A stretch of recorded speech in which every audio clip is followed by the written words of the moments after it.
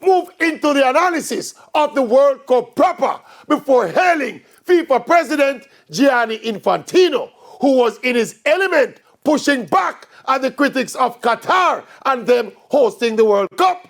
Mr. Infantino was angry, but he was measured in dismissing the critics, especially those from the West, as hypocrites. In a nutshell, the FIFA boss told the critics they had no moral authority to be yapping on about Qatar, as they owed 3,000 years of apologies to the people they oppressed and exploited for the previous 3,000 years. Yes.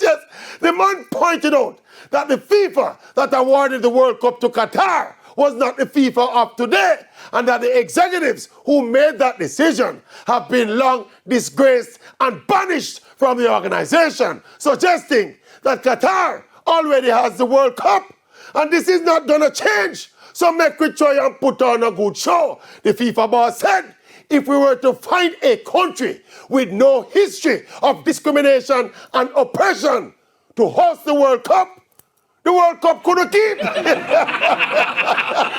I wait Mr. Infantino one more time, let us all know hope the hypocrites will shut up and keep quiet so the rest of us can enjoy the World Cup in peace. Yes, big up the president, big up Mr. Infantino.